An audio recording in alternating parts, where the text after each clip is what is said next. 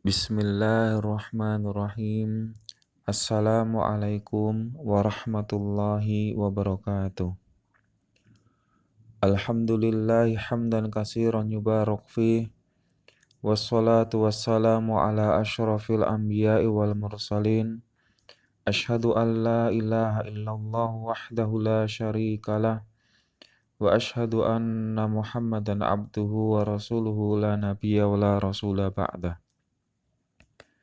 Allahumma sholli wa sallim ala nabiyyina wa rasulina Muhammad sallallahu alaihi wa ala alihi wa sallam wa man tabi'ahum bi ihsan ila yaumiddin, amma ba'du.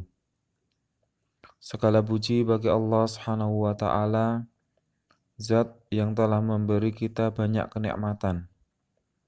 Semoga kita menjadi hambanya Allah Subhanahu wa taala yang senantiasa bersyukur kepadanya, sehingga Allah Subhanahu wa taala pun akan menambah kenikmatan yang telah diberikan kepada kita, sehingga kita akan menjadi orang yang beruntung di dunia dan akhirat. Salam dan sholawat bagi Rasulullah sallallahu alaihi wasallam, khatamul anbiya'i war rusul, penutup para nabi dan para rasul.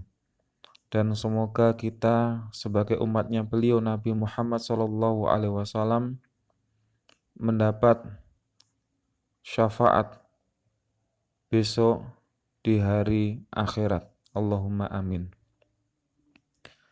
Yang kami hormati Ustadz Handika selaku Kepala Madrasah, yang kami hormati Ustadz-Ustadzah MIT Al-Husna, yang kami hormati wali murid MIT Al-Husna, yang kami sayangi siswa-siswi MIT Al-Husna. Anak-anakku, keluarga besar MIT Al-Husna yang senantiasa mendapat rahmat dari Allah Subhanahu wa taala. Kita sering mendengar kata jujur ataupun kejujuran. Tetapi kadang kita belum mengetahui apa itu arti jujur tersebut. Jujur adalah mengatakan atau melakukan sesuatu sesuai dengan kenyataan. Allah Subhanahu wa taala berfirman, A'udzu billahi minasyaitonir rajim. Ya ayyuhalladzina amanu taqullaha wa kunu ma'as shadiqin. Wahai orang-orang yang beriman, bertakwalah kepada Allah dan bersamalah kamu dengan orang-orang yang jujur.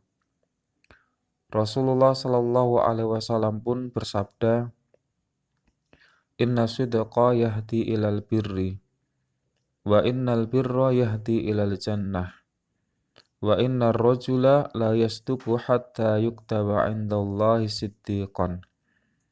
Sesungguhnya kejujuran itu mengantarkan kepada kebaikan, dan kebaikan itu mengantarkan kepada surga, dan hendaknya seseorang senantiasa berlaku jujur hingga ia ditetapkan sebagai orang yang selalu jujur di sisi Allah Subhanahu wa taala.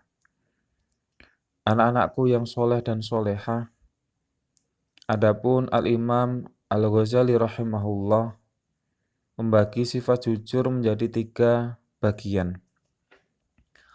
Yang pertama yaitu jujur dalam niat atau kehendak, yaitu tiada dorongan dalam segala tindakan selain dorongan dari Allah Subhanahu wa taala. Kemudian yang kedua jujur dalam perkataan, yaitu sesuainya berita yang diterima dengan yang disampaikan. Kemudian yang ketiga yaitu jujur dalam perbuatan, yaitu beramal dengan sungguh-sungguh sehingga perbuatan zahirnya tidak menunjukkan sesuatu yang ada dalam batinnya dan menjadi tabiat bagi dirinya. Anak-anakku yang soleh dan solehah, lalu bagaimana penerapan perilaku jujur baik di sekolah ataupun madrasah, di rumah maupun di masyarakat? kita bisa melakukan perbuatan-perbuatan perilaku-perilaku jujur di sekolah ataupun di madrasah misalnya, meluruskan niat untuk menuntut ilmu, mengerjakan tugas yang diberikan guru ataupun ustadz dan ustadzah, kemudian komitmen tidak menyontek, mentaati peraturan, berbicara benar di lingkungan sekolah.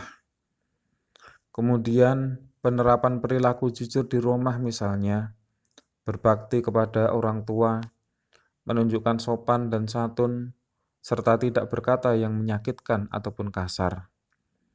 Kemudian penerapan perilaku jujur di masyarakat misalnya, menjaga suasana kondusif di lingkungan, menghindari perilaku adu domba, sifat iri dan dengki, meluangkan waktu bersosialisasi, serta melaksanakan amanah dengan sungguh-sungguh dan tanggung jawab.